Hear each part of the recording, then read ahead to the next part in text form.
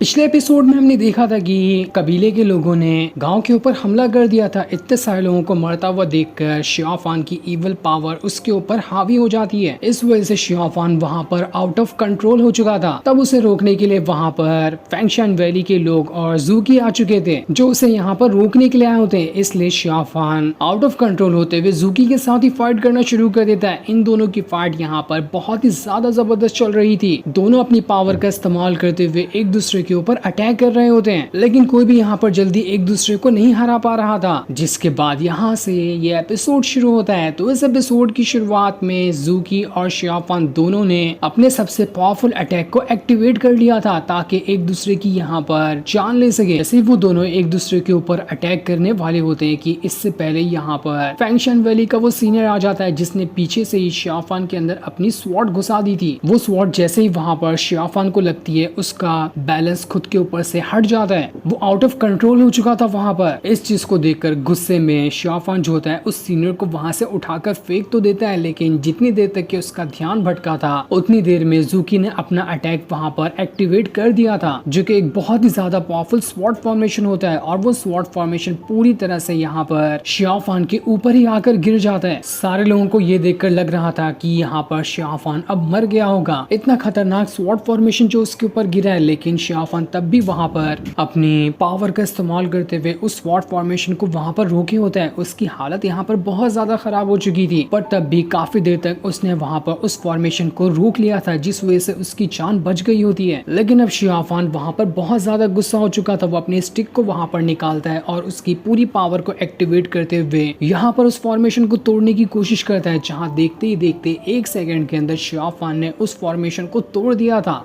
इस वजह से शियाफान पूरी तरह से आजाद हो जाता है। जिसके बाद शियाफान अपनी इविल पावर को लिए जूकी की तरफ ही बढ़ने लगता है। ऐसा लग रहा था कि वो यहाँ पर जूकी के ऊपर हमला करके उसकी जान ले लेगा। जूकी जैसे ही शियाफान को उसकी तरफ बढ़ता हुआ देखती है उसे वो चीज याद आने लगती है जब 10 साल पहले कंपटीशन के दौरान भी शियाफान उसकी तरफ बढ़ रहा था, लेकिन आखिरी टाइम पे शियाफान ने अपने कदम पीछे कर लिए थे ताकि वहाँ पर वो जो राउंड है वो जूकी जीत जाए। इस वजह से शियाफान की हार हो गई थी उस टाइम पे और जूकी जीत गई होती है। इसी चीज को याद करके जूकी अब डिसाइड करती है कि जिस तरह से शियाफान ने अपने कदम पीछे किए थे इस तरह से इस बार मैं अपने कदम पीछे कर लूंगी ताकि शियाफान यहाँ पर मुझ पर अटैक करके मेरी जान ले ले। क्योंकि जूकी अब भी अपने हाथों से शियाफान को नहीं मारना चाहती, भले वो उसके हाथों से अपनी जान क्यों न दे दे। इसलिए वो वहाँ पर अपनी स्वॉर्ड तक के गिरा देती है ताकि शियाफान का सारा अटैक खुद पे लेते हुए वो वहाँ पर खुशी खुशी अपनी जान गवा देगी। उसे शियाफान के हाथों मरना पसंद था, लेकिन वो यहाँ पर शियाफान की जान नहीं ले सकती थी। जिसके बाद देखते ही देखे शियाफान अपनी पावर का इस्तेमाल करते हुए जूकी के एकदम करीब आ जाता है। लेकिन जिस तरह से जूकी वहां पर रुक गई थी उसी तरह से शियाफान भी रुक गया होता है। उसे पता था कि जूकी यहाँ पर क्या करेगी, इसलिए उसने अपना अटैक जूकी के ऊपर किया ही नहीं। वो वहां पर बहुत ज्यादा इंजर्ड हो चुका था और उसी घायल हालत में वो जूकी से कह रहा होता है, जूकी मुझे माफ कर देना, लेकिन चाहे कुछ भी क्यों ना हो जाए मैं दोबारा उस रास्ते पे नहीं चल सकता जिस रास्ते को मैं 10 साल पहले छोड़ चुका हूँ। उम्मीद है कि तुम मुझे माफ कर दोगी। और इतना कहने के बाद शियाफान घायल होने की वजह से ऊपर से नीचे गिरने लगता है। ना ही उसने यहाँ पर जूकी को मारा और ना ही जूकी ने शियाफान को मारा। सारे लोग जैसे ही देखते हैं कि शियाफान इंजर्ड होकर नीचे गिर रहा है तो सभी को लगता है यही सबसे बेस्ट मौका है शियाफान की जान लेने का। इसलिए वो सारे लोग उस पे हमला करने उसी की तरफ बढ़ने लगते हैं। लेकिन तब वहाँ पर एंट्री होती है फॉक्स डीमन की। वो वहाँ पर आने के बाद जूकी और शियाफान से कह रही थी, जब तक तुम दोनों यहाँ पर फाइट कर रहे थे तो मैं बीच में नहीं आई, क्योंकि तुम दोनों की फाइट को नॉर्मल फाइट नहीं थी। तुम्हारी फाइट में लव और इमोशन साफ साफ दिखाई दे रहा था, इसलिए मैं तुम दोनों को डिस्टर्ब नहीं करना चाहती थी। लेकिन अब जब यहाँ पर ये लोग आकर शियाफान के ऊपर हमला करने वाले हैं तब मैं नहीं रुक सकती। जिसके बाद तो फॉक्स डीमन ने अपनी पावर का इस्तेमाल करते हुए सारे के सारे लोगों को वहां से उठा कर फेंकना शुरू कर दिया था। फॉक्स डीमन के पास इतनी पावर होती है कि कोई उसके सामने खड़ा तक नहीं हो पा रहा था। फॉक्स डीमन चुटकियां बजाते हुए सभी को उड़ा कर फेंक रही होती है। चाहे कोई कितनी भी पावर का क्यों ना इस्तेमाल कर ले, वो फॉक्स डीमन के करीब तक नहीं जा पा रहा था। तो उसके ऊपर हमला करने की तो दूर की बात है। सारे लोगों को समझ आ जाता है कि ये जो है वो फॉक्स डीमन है, जो कि 9 टेल फॉक्स डीमन है। इसी को हमने कैद करके रखा था, लेकिन ये भाग निकली, अब तो हम इसे नहीं छोड़ेंगे। लेकिन फिर भी कोई फायदा नहीं होता। सारे लोग एक साथ भी फॉक्स डीमन पे क्यों ना अटैक कर लेते, लेकिन फॉक्स डीमन बड़ी आसानी के सभी को उठा कर फेंक रही थी। कोई भी फॉक्स डीमन के सामने नहीं टिक पाता। फॉक्स डीमन की फाइटिंग स्किल भी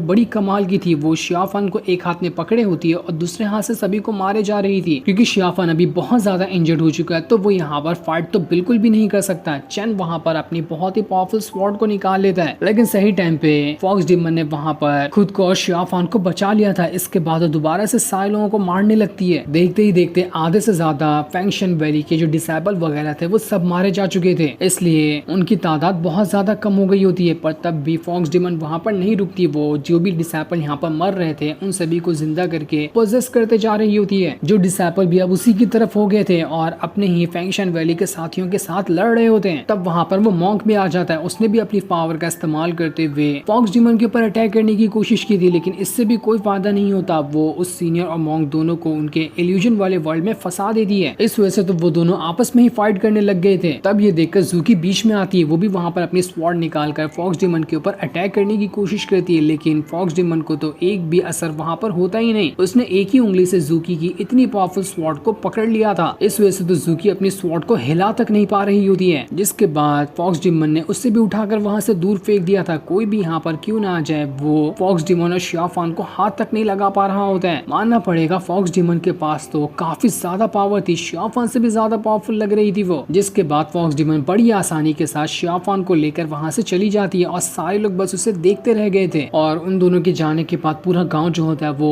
काफी हद तक के बर्बाद हो चुका था। वहाँ पर कुछ नहीं बचा होता है। ज़ूकी वहाँ पर सीनियर से कह रही होती है यहाँ पर जो फाइट थी वो काफी ज्यादा बढ़िया रही। माना कि फैसला हमारे तरफ नहीं आया, लेकिन हमने कोशिश अच्छी की। और इतना कहने के बाद ज़ूकी वहाँ से चली जाती है, जिसे जाते हुए वो सीनियर देखे जा रहा था। ऐसा लग रहा था कि सीनियर के अंदर ज़ूकी के लिए कुछ न कुछ तो फीलिंग्स है। आगे बढ़ते हुए ज़ूकी को सारे गांव वाले दिखाई देते हैं, जिनमें से कई सारे लोग मारे गए थे और जो बचे होते हैं वो अपनों के लिए वहाँ पर रो रहे होते हैं कि सारे लोगों को यहाँ पर मार दिया गया, हमारी क्या गलती थी जो हमारे साथ ऐसा हुआ। ये सारी चीजें देखकर तो ज़ूकी को भी बहुत ज्यादा बुरा लग रहा होता है। दूसरी तरफ हम शियाफान को देखते हैं, जिसे काफी देर के बाद होश आ चुका था। वो बहुत ज्यादा इंजर्ड होता है। फॉक्स डेमन उससे कह रही थी तुम्हें आराम करना चाहिए, तुम्हारी हालत अभी ठीक नहीं है। शियाफान कह रहा होता है हमें जल्दी से ग्रेट एल्डर के पास जाना है, वो बिया को ठीक करने का तरीका बताने वाले थे ना। जिस पर फॉक्स डेमन कह दिया अरे अरे थोड़ा शांत हो जाओ, पहले खुद को रिकवर तो करो, उसके बाद हम चले जाएंगे। आखिर तुम यहाँ पर इतने ज्यादा उतावले क्यों हो? तुम्हें लगता है क्या वो ग्रेट एल्डर वहाँ पर बिया को ठीक कर सकते हैं? लेकिन शियाफान उसके किसी भी सवाल का जवाब नहीं देता और उसी हालत में वो वहाँ से आगे बढ़ रहा होता है। वो कैसे भी करके जल्द से जल्द ग्रेट एल्डर से मिलना चाहता है। फॉक्स डेमन यहाँ पर सीधा सीधा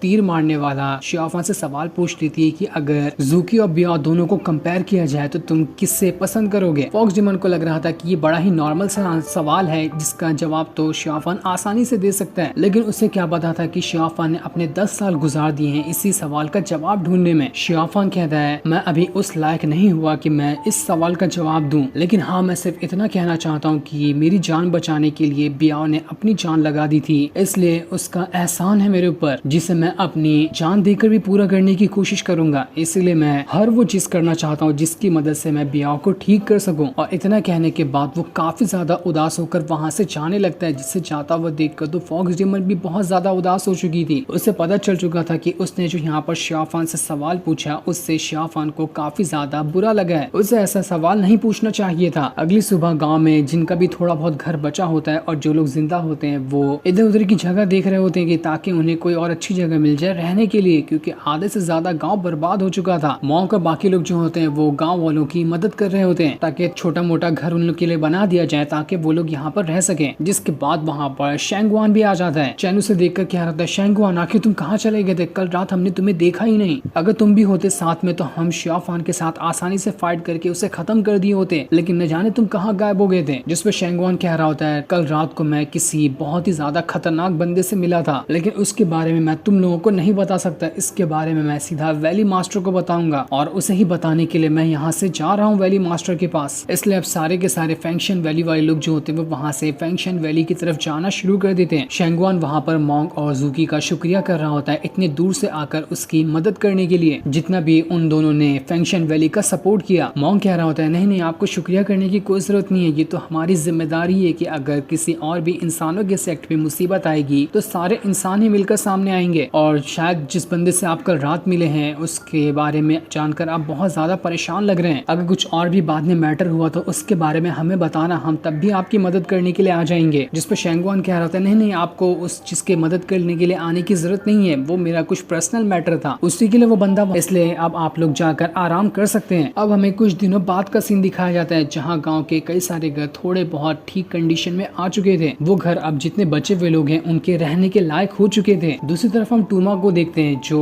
ग्रेट एल्डर की बातें याद कर रहा था। जब ग्रेट एल्डर ने टूमा से कहा था कि देखना शियाफान को ना ऐसे जाने मत देना, वो बहुत अच्छा और बहुत ज्यादा पावरफुल बंदा है। उसने अपनी जान की परवाह किए बगैर हमारे गाँव के लोगों को बचाने की कोशिश की। माना कि उसके पास इविल पावर है लेकिन वो बहुत ज्यादा खतरनाक है। अगर वो हमारा साथ दे तो यही हमारा एक जरिया होगा इस इलाके में रहने का, वरना कबीले के लोग बाद में भी आकर हमारी जान ले सकते हैं। हमें कैसे भी करके शियाफान की मदद करनी होगी ताकि वो आगे चलकर हमारी मदद करने के लिए भी तैयार हो जाए। अब एक वही जरिया है हमारा इस गांव में जिंदा रहने का, क्योंकि मैंने अपना आर्टिफैक्ट वाली छड़ी भी खो दी है। उसके अलावा मैं ज्यादा कुछ नहीं कर सकता। जिसके बाद टूमा शियाफान के पास आकर कहता है ग्रेट एल्डर तुम्हें बुला रहे हैं, तुम्हें उनसे मिलने जाना चाहिए। इसलिए शियाफान फॉक्स डीमन के साथ ग्रेट एल्डर के पास आता है जिनकी हालत बहुत ज्यादा खराब हो चुकी थी। ग्रेट एल्डर शियाफान से कह रहे थे देखो मैंने तुमसे कहा था ना कि मैं बियाह को ठीक कर सकता हूँ, तो मैं इसकी कोशिश जरूर करूंगा, लेकिन मैं 100% श्योर नहीं हूँ कि इससे वो ठीक हो जाएगी। लेकिन उसके लिए तुम्हें मेरी मदद करनी होगी और तुम्हें मुझसे एक वादा करना होगा। शियाफान कह रहा होता है क्या आपको वही आर्टिफैक्ट चाहिए जो हुआन लेकर चला गया था? अगर चाहिए तो मैं आपको वो लाकर दे दूंगा। जिस पर ग्रेट एल्डर कह रहे होते नहीं, उसकी कोई जरूरत नहीं है, अब उसे लेने के लिए बहुत देर हो चुकी है। मैंने कहानियां सुनी थी कि उस आर्टिफैक्ट की मदद से एंशिएंट टाइम के डीमन को जिंदा किया जा सकता है। इसलिए सारे के सारे लोग वहाँ पर उस आर्टिफैक्ट के पीछे पड़े हुए थे ताकि एंशिएंट डीमन को आजाद कराया जा सके। और अब जब दुश्मनों के हाथ में वो आर्टिफैक्ट लग चुका है तो उन लोगों ने तैयारी शुरू कर दी होगी उस एंशिएंट डीमन को जिंदा करने की। इस वजह से ये पूरा का पूरा गांव जो है वो बर्बादी के कगार पे जाने वाला है। जो लोग बचे हैं उन लोगों को भी वो एंशिएंट डीमन जिंदा हो गया तो खत्म कर देगा। मुझे मेरे गांव के लोगों के लिए बहुत ज्यादा टेंशन हो रही है। मैं बस तुमसे एक चीज कहना चाहता हूँ कि क्या तुम मेरे गांव वालों को प्रोटेक्ट करोगे? मुझे नहीं पता कि मैं कब तक जिंदा रहूंगा अपने गांव वालों को प्रोटेक्ट करने के लिए, इसलिए मैं चाहता हूँ कि मेरे मर जाने के बाद तुम मेरे गांव वालों को प्रोटेक्ट करना। जो मैं नहीं कर पाया वो तुम कर देना। जिस पर शियाफान ग्रेट एल्डर से कहता है आपको टेंशन लेने की जरूरत नहीं है, मैं अपनी पूरी कोशिश करूंगा इस गांव वालों को बचाने की। ये गांव वाले भी मेरे ही गांव वालों की तरह है, मैं उन्हें नहीं बचा सका तो मैं इन्हें तो बचाने की पूरी कोशिश करूंगा। जो सुनकर तो ग्रेट एल्डर भी काफी ज्यादा खुश हो जाते हैं। दूसरी तरफ हम पिंगर को देखते हैं जो उन डीमन के इलाके में आ चुकी थी। वहाँ पर काफी ज्यादा तबाही मच रही होती है। ऐसा लग रहा था कि यहाँ पर कुछ न कुछ खतरनाक होने वाला है। जिसके बाद देखते ही देखते आसपास के जितने भी परिंदे वगैरह होते हैं वो सब मरने लगते हैं। ऐसा लग रहा था कि वही एंशिएंट डीमन आजाद होने वाला है जो हर तरफ तबाही लाकर सारी जगह पर अपना कब्जा कर लेगा। देखते ही देखते जितने भी डीमन के स्केलेटन थे उन सभी के अंदर जान आने लगती है। चांद जो था वो खून में लाल हो चुका था, हर तरफ इविल ऑरा फैल गया होता है। अगर वो डीमन आजाद हुआ तो वो किसी को नहीं छोड़ेगा, आसपास जो भी लोग आते हैं वो सबको बर्बाद कर देगा। इसलिए सारे के सारे लोग वहाँ पर घबराए होते हैं। फैंगशान वैली के लोग भी एकदम ज्यादा डरे हुए थे कि यहाँ पर क्या हो रहा है। इस चीज के बारे में घोस्ट किंग को भी पता चल गया होता है कि यहाँ पर लगता है कि वो डीमन आने वाला है। अगर आया तो इस दुनिया में तबाही लाने से कोई नहीं रोक सकता। जिसके बाद देखते ही देखते ऐसा लग रहा था कि वो एंशिएंट डीमन आजाद हो चुका है। उसके बाद हम एक बंदे को देखते हैं जिसके आसपास बहुत सारे खतरनाक डीमन थे। हो ना हो ये बंदा उन्हीं डीमन को कंट्रोल कर रहा होगा और वही बंदा एंशिएंट डीमन होगा जो कि अब आजाद हो चुका है और वो यहाँ पर हर तरफ तबाही लाएगा। तो देखना इंटरेस्टिंग होगा कि आखिर शियाफान कैसे उसका मुकाबला करते हुए गांव के लोगों को बचाता है। लेकिन ये चीज हमें अगले सीजन में दिखाई जाएगी। इसी सीन के साथ जेड डायनेस्टी का सेकंड सीजन यहीं पर एंड होता है। सीजन 3 जैसे ही आएगा मैं उसे वैसे ही एक्सप्लेन कर दूंगा। तब तक के लिए थैंक्स फॉर